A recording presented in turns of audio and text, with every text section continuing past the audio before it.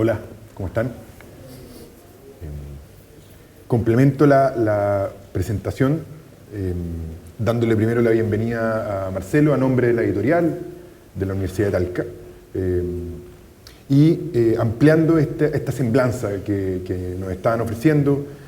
Marcelo escribe para prensa, escribe una columna en el diario La Tercera, escribe en revista Caras, escribe para organizaciones privadas también, o en organizaciones privadas, mejor dicho, es cuentista, es novelista, y ahora está por presentar su último libro de cuentos, llamado El disco de Newton.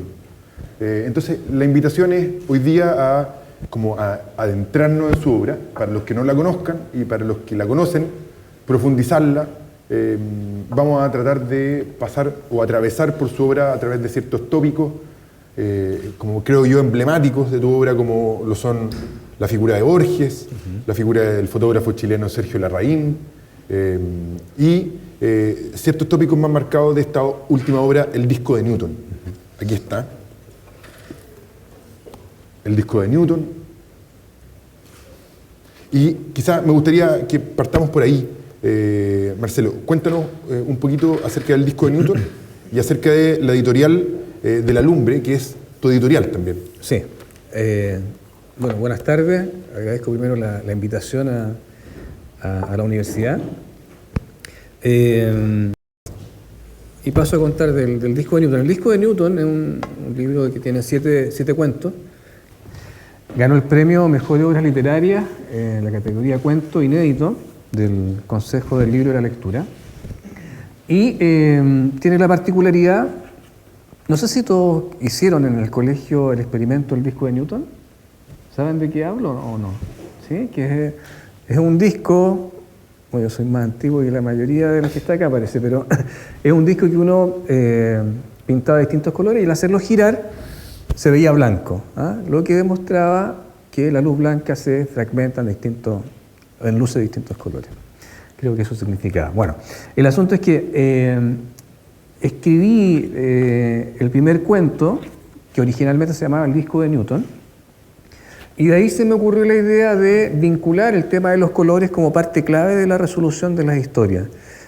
Y ahí comencé a trabajar otros cuentos con ese pie forzado, que determinados colores fueran claves dentro de la historia que estaba contando.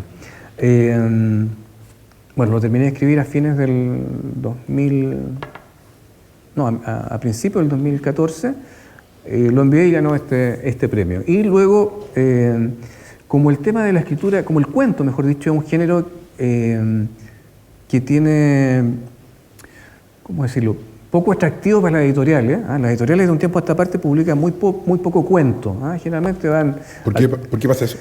No lo sé. Hay una suerte como de mito respecto de que los lectores prefieren una historia de mayor duración que 5 historias o 7 historias de formato breve.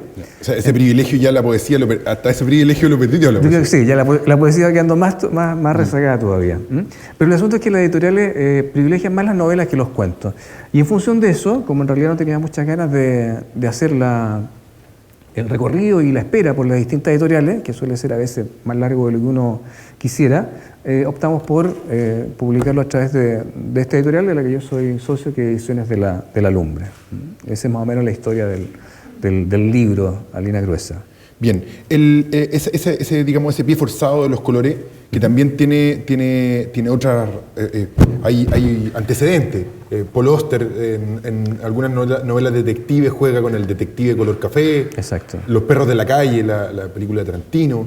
Kieslowski también tiene Blue, Rouge y la trilogía. La trilogía, exactamente. Aquí ¿cómo se define particularmente, digamos? Como un pie forzado, pero también ligado a cierto contenido. Yo diría que son dos cosas. Uno, el tema del pie forzado, que los colores fueran parte importante de la historia, insisto, que ojalá no fuera un tema anecdótico dentro de la historia, sino que tuviera un papel importante en la resolución de ello. Los títulos del libro llevan títulos de colores, blanco, negro, rojo, verde, celeste, azul. Eso me interesaba por un lado, en términos como de estructura o de darle cierta particularidad a la obra. Y por otro lado, me interesaba también hacer una especie de guiño al país que nos toca vivir o que nos ha tocado vivir en el último tiempo.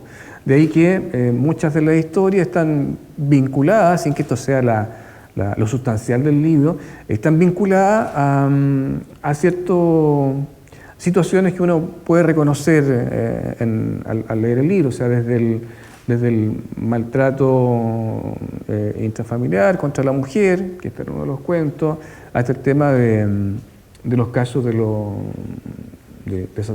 curas que se han visto involucrados en casos de pedofilia. Entonces, por un lado estaba este tema de los colores, que funcionaba como un pie forzado y como estructura del volumen, y por otro lado estaba esta posibilidad de hacerle un guiño a lo que al Chile que, por lo menos desde mi punto de vista, me tocaba ver con mayor asiduidad. Esa relación me parece que se define súper bien en el primer cuento, el Blanco. No sé si te parece, nos metemos un poquito en el libro. De repente, a mí me gustaría, como a la manera de una presentación también, quizás leer el primer párrafo, la introducción de Blanco, y después lo comentemos un poco, ¿te parece? Sí, me parece. El cuento se llama Blanco, el primer cuento, y dice: el asunto es simple, dijo Mardones. Pasa lo mismo con los colores. En un momento son 7, los colores del arco iris. Hace girar el disco y ya no ves 7 colores, solo uno, el blanco. Acá es igual. Parecen muchos, pero con suerte va a quedar uno. ¿Entendiste? Claro que había entendido, si uno no nació ayer. Además, conocía muy bien aquello del disco de Newton. El problema era otro. Yo estaba ahí por una cadena de equívocos. Había salido a encontrarme con Julia y terminé sentado a la mesa con un hombre que había urdido un plan aparentemente perfecto. Nada ha quedado al azar, flaco, nada. Es imposible que fallemos, me dijo Mardones, y luego encendió un cigarro. La garzona se acercó y le dijo: señor, no se puede fumar, la nueva ley lo prohíbe.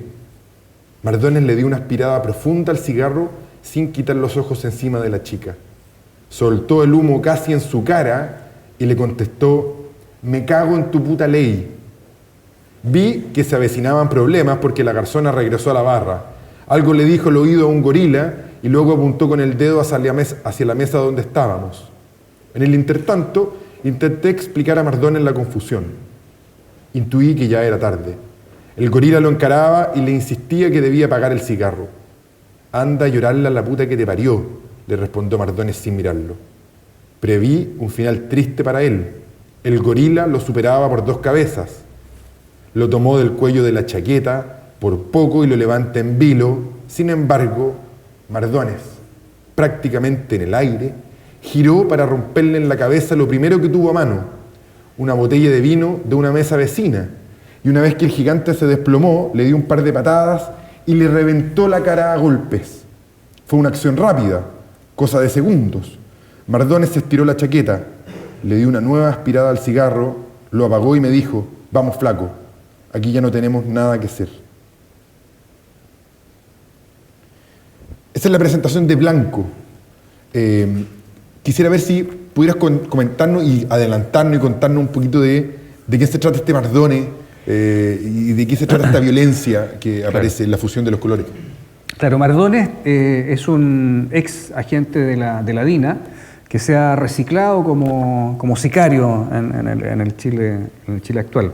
Y tiene por objetivo cumplir uno de los encargos que le han hecho y matar a un par de personajes. Y confunde al narrador de la historia con un personaje que va a colaborar con él en esta tarea. El cuento nace un poco de esa pregunta que yo creo que todos nos la hemos hecho respecto de todos los agentes que trabajaron en organismos represivos de la dictadura, en términos de en qué se convirtieron. O sea, Con la llegada de la democracia uno supone que la pega se le acabó, ¿no? Entonces había que reciclarse, sobre todo los que ya fueron jubilados del servicio activo, y se me ocurrió que una forma de aprovechar sus competencias naturales era volcarse, digamos, a seguir cumpliendo órdenes, digamos, por las cuales cobraban cierto dinero. Esa es un poco la lógica del cuento propiamente tal. Y apela también a un tema de la comedia de equivocaciones, donde un personaje que podría ser cualquiera de nosotros se ve involucrado dentro de una trama un poco macabra, ¿no? de ir a asesinar a alguien.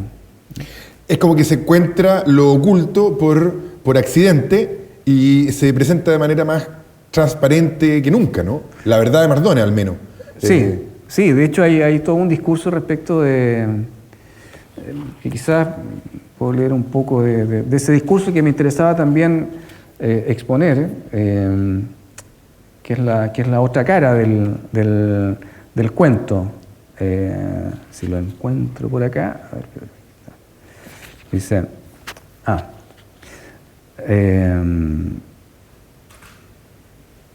¿alguien ha ido a la Fuente Alemana acá en Santiago, no? ¿Acá hay Fuente Alemana o no? No hay Fuente Alemana. No. Bueno, la Fuente Alemana, que es un lugar emblemático de Santiago, donde se venden unos sándwiches muy apetitosos, tienen uno en particular que se llama rumano, y que es una especie de fricandela de carne que está condimentada con ají y pimienta. O sea, uno le da una mordida y ya empiezas a transpirar por todos lados.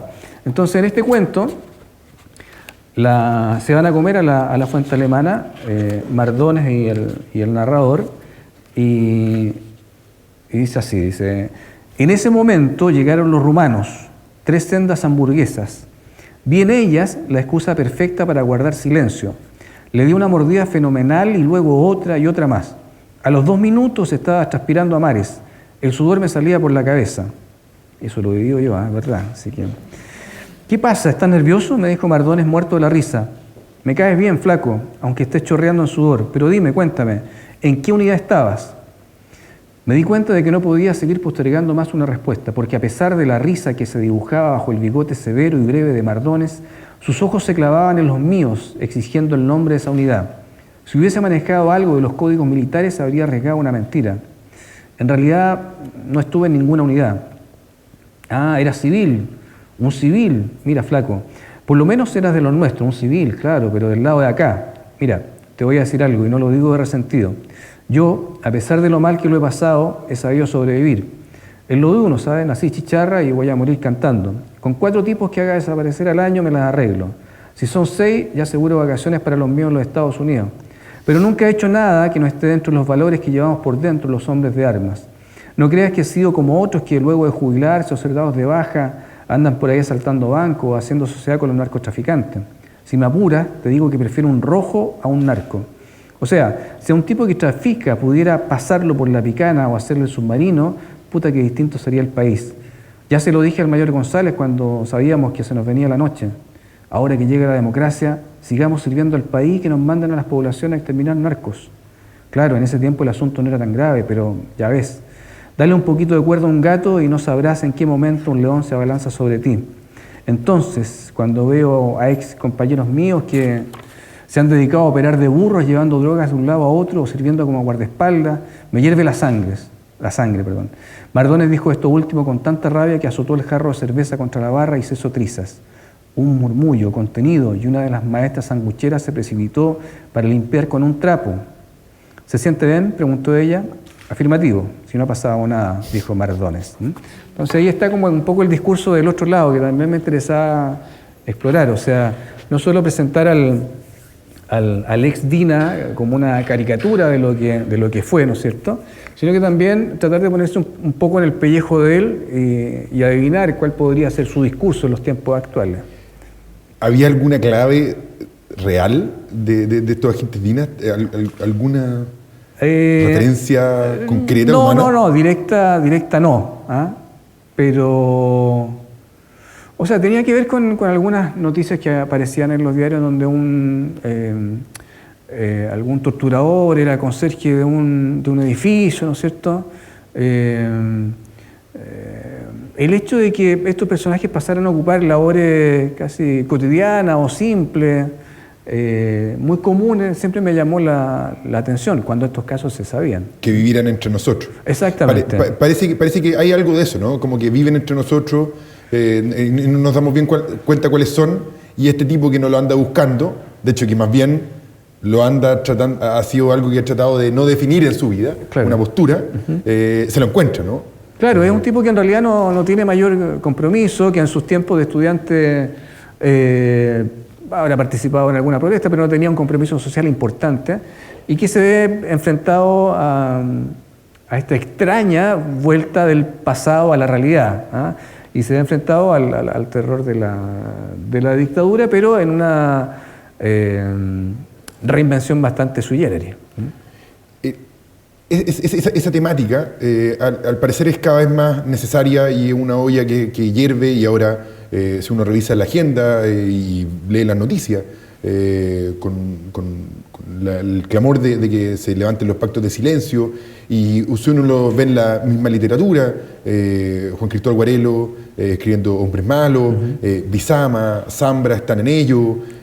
Parece ser necesario volver una y otra vez como a hurgar. Claro, yo creo que es una historia que quizás se ha contado, pero no sé si se ha contado bien. Yo creo que todavía falta la novela que retrate de buena manera lo que pasó en esos días.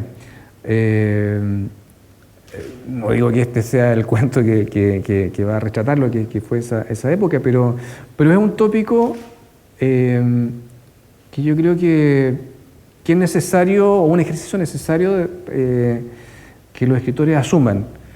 Alguien decía, y estoy tratando de acordarme así mientras hablo de quién lo decía, que de alguna manera las cosas que uno da por cierto, o cobran cierta realidad o carne, las cosas que uno pone por escrito.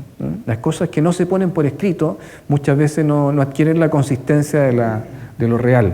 Y pienso que durante, bueno, igual es una historia reciente, fresca, ¿no es cierto? Pero siento que se ha abordado desde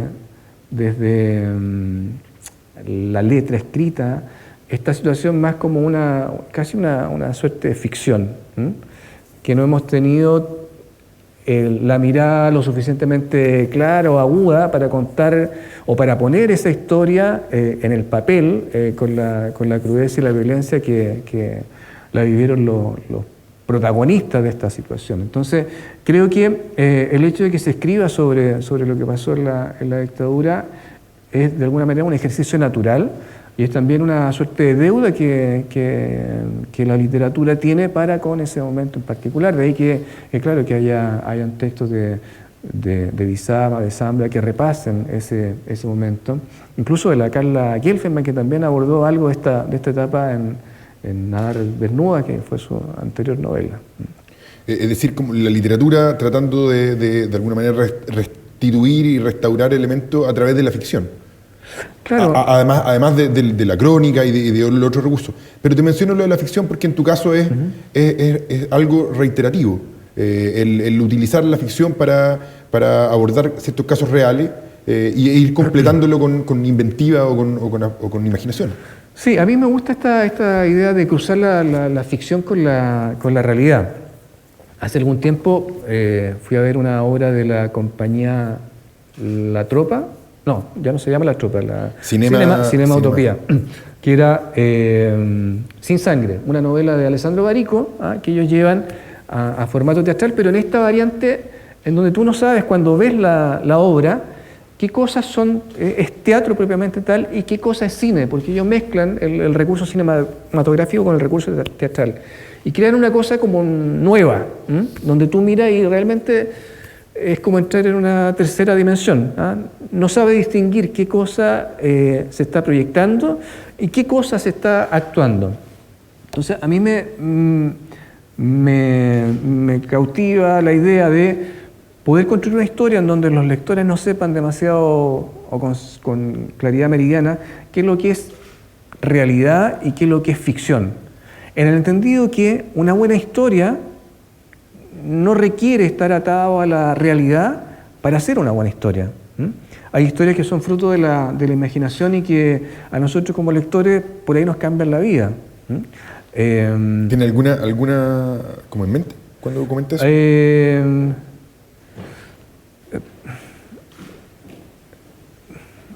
Por ejemplo,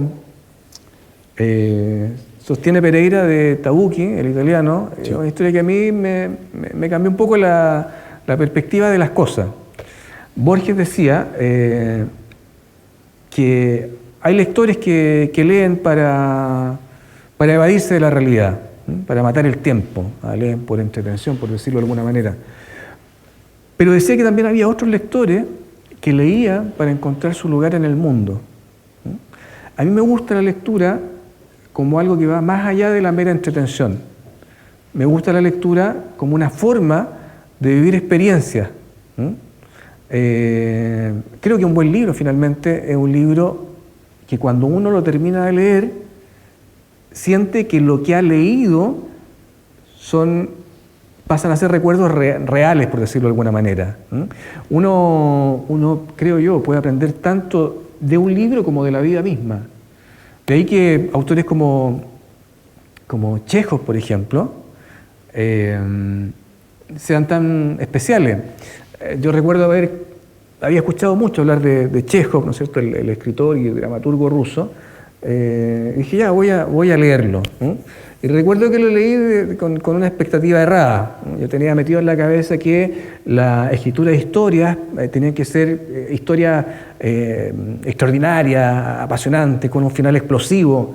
Y de repente leo a Chekhov y no pasa nada de eso. O sea, uno lee y en realidad no hay espectacularidad en los relatos de Chekhov. Pero lo que hay sí es la vida misma. Es la vida misma condensada en 3, 4, 5, no sé, o más páginas. Entonces, a mí me gustan los textos que funcionan como experiencias de vida. No estoy hablando de textos de autoayuda, que te cambian la mirada de las cosas, pero sí textos que a partir de la historia que se cuenta funcionen de la misma manera que de la misma manera en que podría funcionar una experiencia vital. Ya me olvidé lo que me preguntaste, pero lo que voy es lo siguiente. Los textos que de alguna manera... O sea, yo siento la lectura como una experiencia vital más que como un asunto de entretención. O sea, el personaje que agarra el libro para leerlo en el verano, está bien. O sea, no quiero negarme a esa opción, uno puede leer por entretención. Pero creo que también uno podría afinar la mirada como lector y incorporar esas lecturas como vivencias propias. Hay, de hecho, un texto de Vila Mata, el escritor español, en donde, no me acuerdo si era una entrevista o un texto que él escribe, en donde él dice que es tan importante para él la ficción que él se inventa recuerdos, cosas que no ocurrieron, pero que él ha ido incorporando a la biografía propia, recuerdos falsos, por decirlo de alguna manera. Esa idea de la vida literaria y de la literatura vivida me parece que se encarna súper bien en este otro libro que tú tienes, La traición de Borges, en el cual el plot del cuento, hay un chileno llamado Julio Armando Borges. Julio Armando, veníamos conversando de esta debilidad que tienen los argentinos por complementar nombres que no necesariamente son complementarios.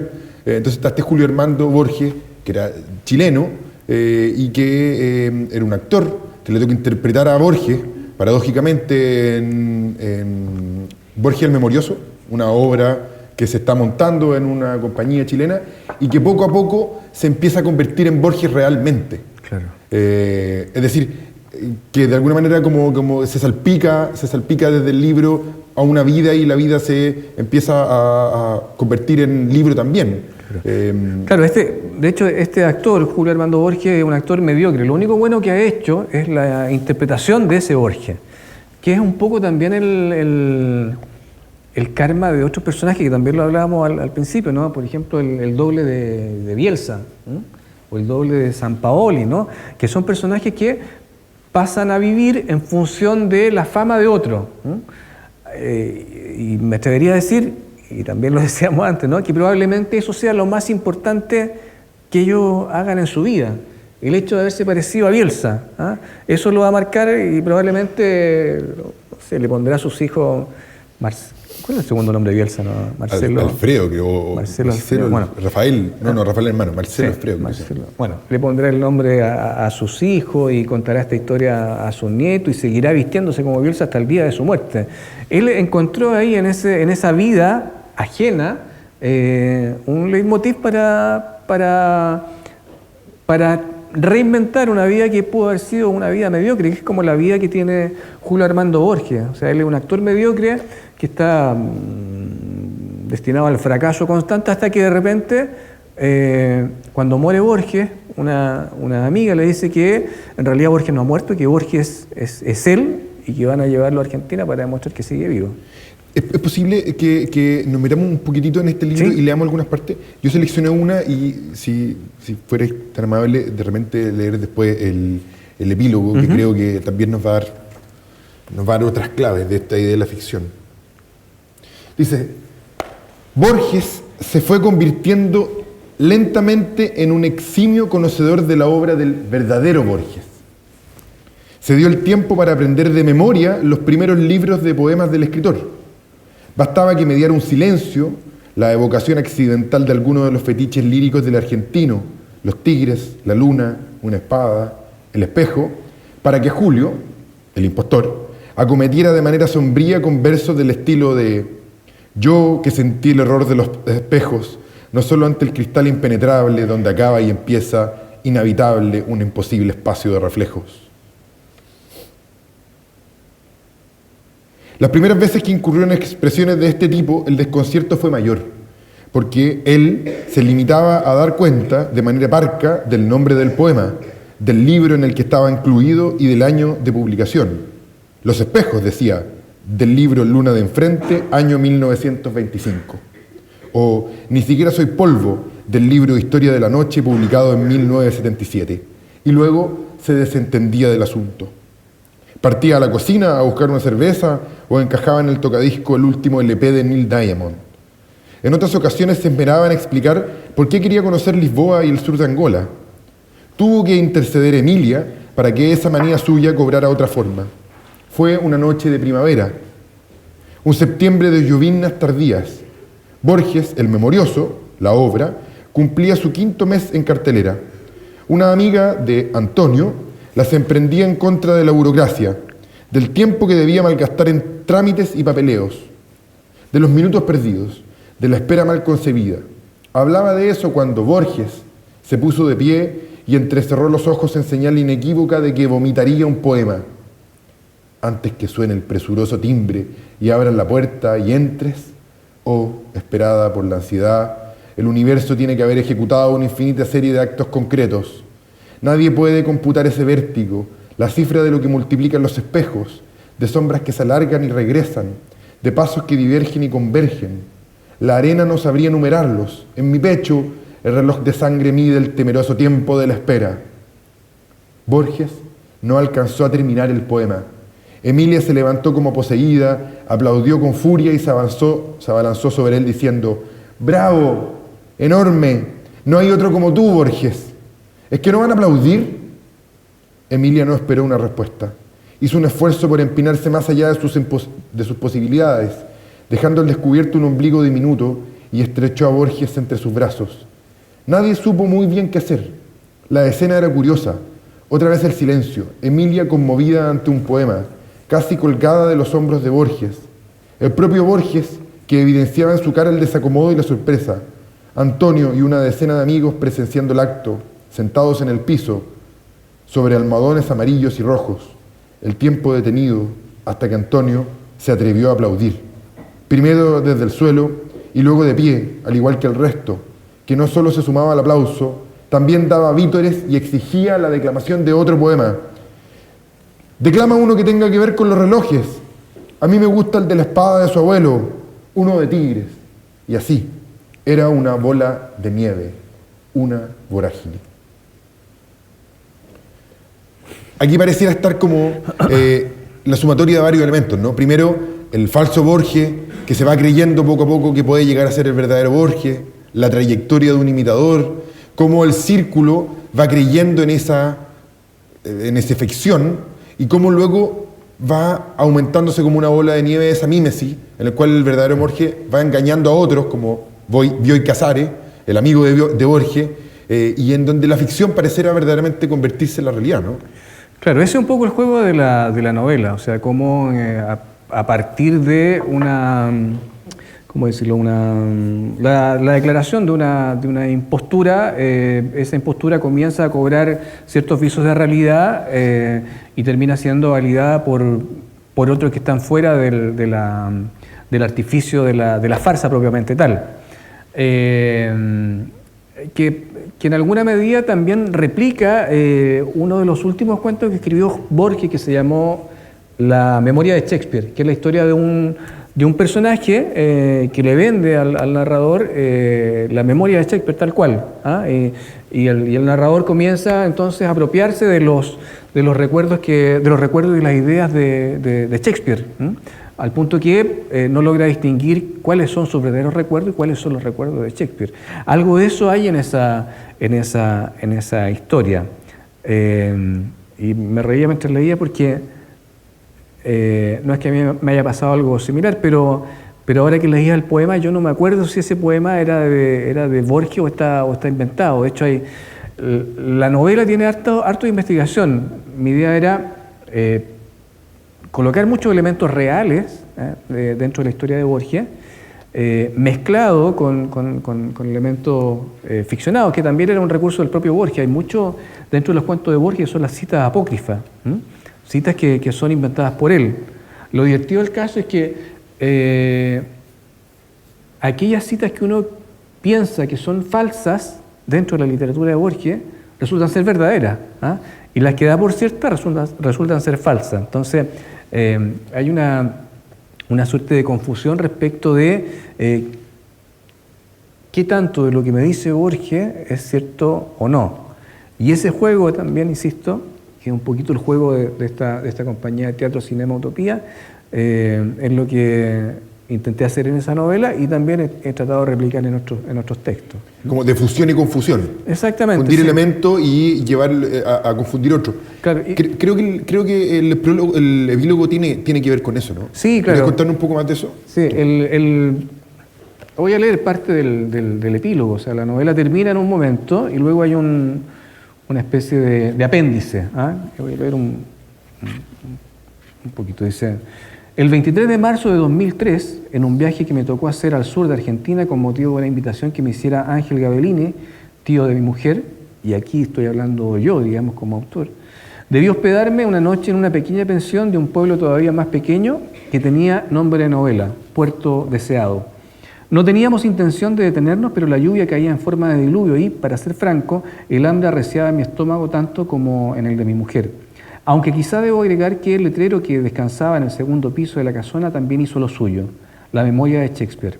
Tal es el título de uno de los últimos cuentos que Jorge Luis Borges escribió. No sé si otros escritores o amantes de la literatura hubieran procedido de igual manera. Lo cierto es que para mí fue un argumento insoslayable en el momento en que decidimos pasar la noche allí. Le hice mención de este detalle a la persona que nos recibió, una mujer joven de unos 38 años, quien resultó ser la propietaria del hospedaje. El comentario fue del todo irrelevante, ya que la mujer no solo estaba al tanto de la historia, también era la responsable de que así se llamara el hostal. Además, en la carta del restaurante había innumerables referencias a la obra borgesiana, como ella misma me corrigió cuando utilicé la acepción borgiana. Y lo mismo ocurría con las habitaciones, que en vez de números se identificaban con el título de diferentes cuentos de Borges.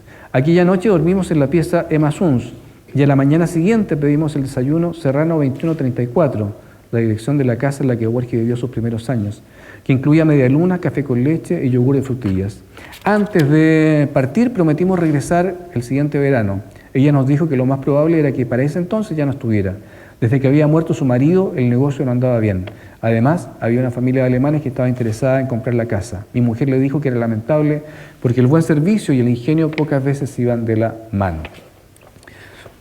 esta idea de incorporar este viaje dentro del texto tiene que ver también con esta intención de fusionar realidad con ficción. No debiera decirlo, pero en rigor ese viaje nunca existió, digamos, pero está puesto ahí para dar verosimilitud un poco a esta historia y para provocar todavía de manera más clara esta fusión entre ficción y realidad.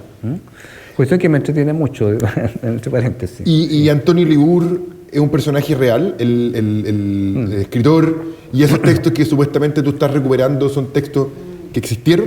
No. No, ninguno de ellos en rigor. Pero sin embargo, comentas de que te aproximaste a ese proceso creativo también desde la investigación periodística. Sí, que nos conecta con tu otro, con esa otra parte de tu obra, con la obra periodística. ¿Cuáles son exactamente los recursos periodísticos con el cual se va influyendo la obra literaria? Mira, hay un dicho periodístico un mal dicho periodístico, pero dice que la verdad no arruine una buena historia. Cosa que un periodista no debiera hacer, porque un periodista debiera apegarse a la verdad. Pero ese precepto periodístico, medio en broma, medio en serio, es un poco lo que a mí me interesa para reivindicar esta mezcla de ficción con realidad. Entonces, por un lado, y sobre todo en este libro de la traición de Borges y otro que se llama El fotógrafo de Dios, que narra la vida o narra el mito de Sergio Larraín, uno de o quizás el fotógrafo chileno más importante de la historia. En ambos casos hay una investigación periodística exhaustiva, o medianamente exhaustiva, con el fin de incorporar la materia prima o establecer una especie como de andamio, de realidad, en el que se sostiene la historia. A objeto de que los lectores en algún momento digan, pero este dato que cuela en la ficción es un dato cierto, o sea, yo me acuerdo que esto pasó. Y efectivamente eso pasó, pero hay otros elementos que son parte de la ficción que están colados, digamos, dentro de la historia y uno, como lector, no llega a distinguirlos del todo. Es más, a mí me pasa, como te decía anteriormente, que con el correr del tiempo ya tiendo a olvidar qué cosas fueron ficción y qué cosas no son ficción. Eso es como parte característica de lo que es un mito también, ¿no? Claro. Un relato que se sostiene en el tiempo, que tiene una base sólida, inmutable, pero que sin embargo accesoriamente cambia. Sí. De hecho, una vez leí una biografía de Pancho Villa, el revolucionario mexicano, que escribió Paco Taibo II. Y en el prólogo de esa biografía, Paco Taibo II decía que la historia de un hombre, en alusión a Villa, era tanto las cosas que ese hombre había vivido, como también las cosas que se decían de él, por mucho que fueran inventos. Entonces, en ese sentido, el hombre o la figura o el personaje no puede estar separado de su mito. Tan importante como las cosas que hizo en la realidad, en su vida cotidiana, son las cosas que se decían de él. O sea, hay una construcción que pasa por un lado por los actos que yo hago en mi condición de hombre, pero también por los actos que se me atribuyen, aun cuando sean ciertos o no. Y esa idea respecto de los personajes es algo que a mí me interesa y que está desarrollado en el fotógrafo de Dios, que es la historia de Sergio Larraín, o más que la historia de Sergio Larraín, la historia del mito de Sergio Larraín. ¿Cuál es la historia del mito de Sergio Larraín? Por ejemplo, Larraín fue un fotógrafo que trabajó en la agencia más importante de fotografía del mundo, que es la agencia Magnum. La agencia Magnum es una agencia creada por grandes fotógrafos como Cartier-Bresson, Doisneau, Sebastião Salgado, que comenzó a trabajar aunando a estos fotógrafos independientes a principios de los 60 en Europa. Estos fotógrafos lo que hicieron fue nutrir de fotografías prácticamente artísticas a las grandes revistas que operaban en ese tiempo en Europa. Y Larraín llega a trabajar con ellos a principios de los 60. Y se transforma en un prestigioso fotógrafo. vive entre París, Roma y Londres. No voy a decir que ganaba fortuna, pero tenía un muy buen pasar. Y, y aparte de una familia aristócrata. Exactamente, era hijo de un gran arquitecto, olvidé el nombre, el señor Larraín, no recuerdo el nombre en este momento, pero... Sergio Larraín también, Sergio Larraín Echeñique parece que es. O García Huidobro, Sergio Larraín García Huidobro. ¿García? García Moreno, tienes razón.